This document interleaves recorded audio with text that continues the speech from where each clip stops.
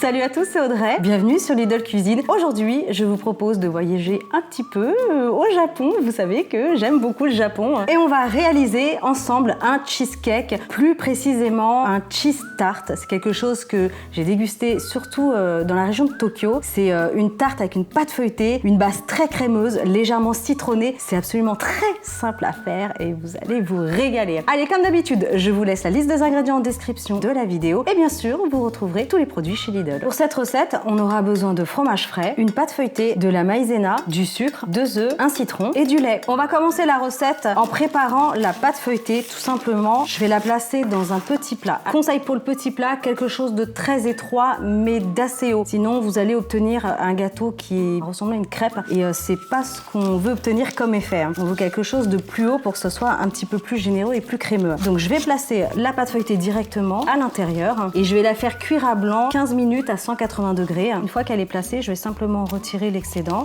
à l'aide d'un couteau. Avec le reste de pâte, vous l'emballez dans un petit papier de protection, un petit papier plastique et vous pouvez l'utiliser, vous pouvez faire des petits feuilletés tout simplement, ou les rouler avec des petites graines de sésame, c'est super bon, hein, c'est tout bête. Donc ne jetez pas l'excédent de pâte surtout, hein. Rien ne se perd. Alors je vais retirer l'excédent de papier sulfurisé, on n'a pas besoin du coup de tout ça. Je m'équipe d'une fourchette, vous avez l'habitude, on pique le fond pour éviter que ça se soulève à la cuisson. Ensuite, je vais placer une autre feuille de papier sulfurisé sur la pâte feuilletée, au contact. On appuie. Donc là, je viens de placer un papier sulfurisé vraiment au contact de la pâte feuilletée. Je vais ajouter des billes céramiques. Certaines personnes ont des chaînes. On y va. Cuisson à blanc, 15 minutes, 180 degrés. Pendant que la pâte est en train de cuire à blanc tranquillement, je vais clarifier les œufs. Pour cette recette, on va utiliser uniquement les jaunes, mais ne jetez pas les blancs. Et sachez que vous pouvez même congeler les blancs pour les utiliser plus tard pour une autre recette. On y va. Donc clarifier les œufs, c'est séparer le jaune du blanc, tout simplement. Donc comme je vais faire une préparation à la casserole, je vais placer directement mon jaune dans la casserole.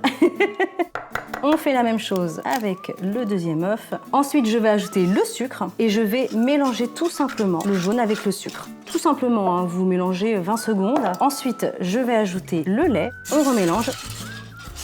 Faut que ça mousse un petit peu. Je vais m'équiper d'une petite planche. Je vais venir récupérer le couteau. Non, c'est pas le bon couteau. C'est pas le bon couteau. Il y a que des couteaux à pain. Il était là. Il se cache, Ernesto.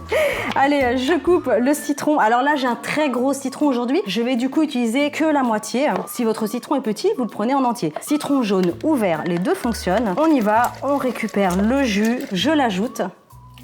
Je vais récupérer le zeste. Évidemment, j'ai bien lavé le citron avant. Si vous le souhaitez, vous n'êtes pas obligé de partir sur une base citronnée.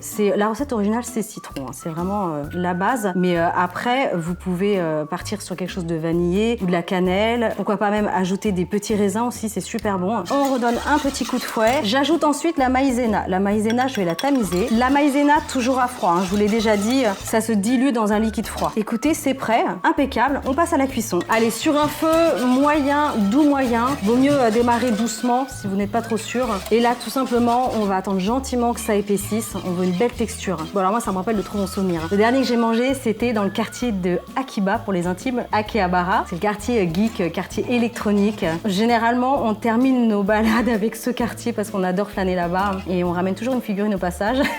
On achète vraiment, avant de rentrer, des mini cheese tart. Et on en prend plein de goûts différents. C'est tellement bon. Mon préféré, je vous avoue, alors le citron, super. Mon préféré, c'est le matcha. Thé vert. Oh là là, c'est superbe. Et après, on déguste ça dans notre ryokan. C'est trop bon. Et après, je fais plein de vidéos pour vous. Je coupe le feu. Ça va très vite, hein. Faut compter 1 minute à peu près. Je vais juste ranger le fouet, je n'en ai plus besoin. On continue ensuite. Tout simplement, vous allez verser votre préparation dans un récipient. Et ça sent super bon. Ces petits zestes de citron, là, ça met tous les sens en éveil. Je vais ajouter le fromage frais. Donc là, c'est une barquette qui fait 300 grammes, je vais ajouter la moitié. On aura besoin de 150 grammes. On va l'ajouter comme ça et il va fondre directement. Comme la préparation est chaude, on va mélanger. Regardez cette texture de rêve. Vous allez pouvoir réaliser cette recette chez vous très facilement. Pensez à moi et voyagez.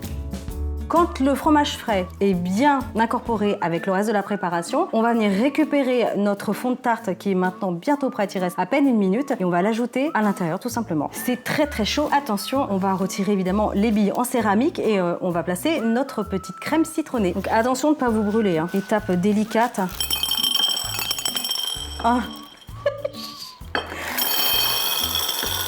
On retire le papier sulfurisé. Oh, bien regardez, une petite fève.